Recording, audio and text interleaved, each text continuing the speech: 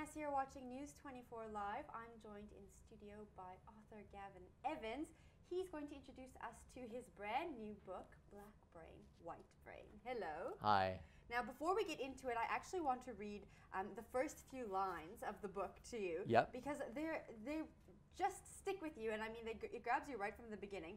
So it says, here are a few things you may have read over the last decade or so about race and intelligence, that Europeans and Asians evolved to be more intelligent than Africans because of their exposure to ice age conditions 45,000 years ago, that there is a gene variant that makes sub-Saharan Africans less intelligent than everyone else, that the smartest people on earth today are Jews, followed by East Asian and white Europeans and Americans. Now, tell me about when you were doing the research for this. Well, actually, did you ever believe any of these myths? No. Never. No, not me, no. But those myths are out there. They are out there. So that's why I sort of put it at the top, because I thought it was it's a kind of shocking way of starting, that these are some of the ideas that are floating around, and the ideas that are wrong and they need to be countered.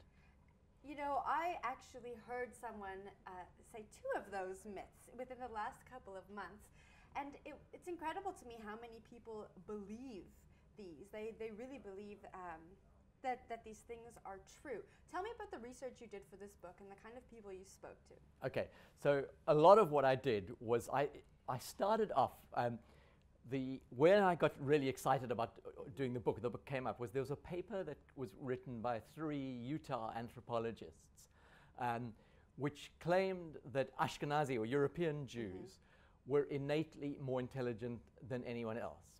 And I read that paper and I looked at the logic of the paper, and it was completely ridiculous. I mean, it was based on a number of fallacies. It was based on the fallacy that the Ashkenazi Jewish population in Europe in the Middle Ages was homogeneous, which it wasn't. I mean, there were huge genetic influx into the population. Yeah. Anyway, I won't go into the details, but the paper was clearly nonsense. I thought, but the result of that paper was then the evolutionary psychologist Steven Pinker endorsed it, and then various other people wrote similar papers, and this idea started sort of settling into public consciousness, and people found there's nothing wrong with saying that Jews are more intelligent than everybody else. We all know that kind of thing, and aside from the fact that it was wrong, I mean, the arguments in the paper were fallacious.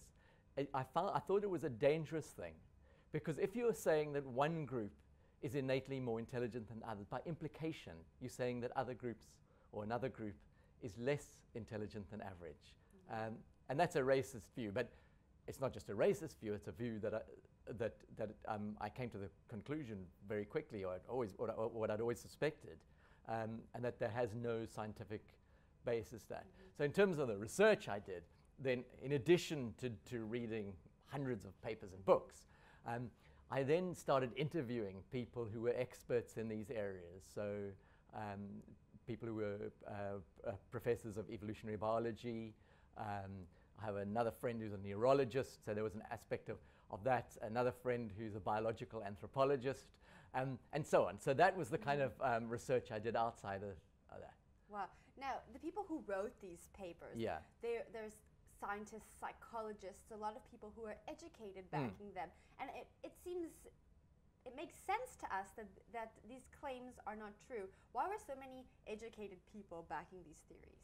Look, educated people have been capable of the most educated idiocy if we go throughout history.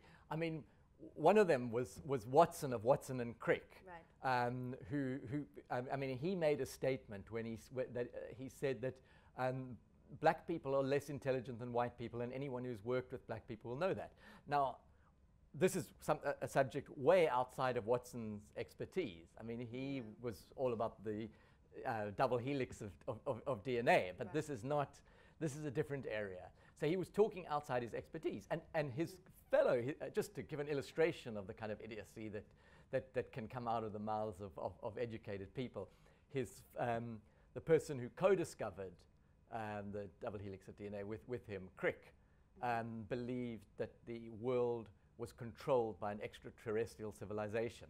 Oh my goodness. Okay, so Yeah. so the fact that somebody's a professor, the Right. fact, and a lot of this stuff comes from the pens or the mouths of people I call evolutionary psychologists, and really they often portrayed as scientists, but very often their knowledge of science, let's say, it falls way behind their knowledge of psychology, and I have doubts about their knowledge of psychology as well.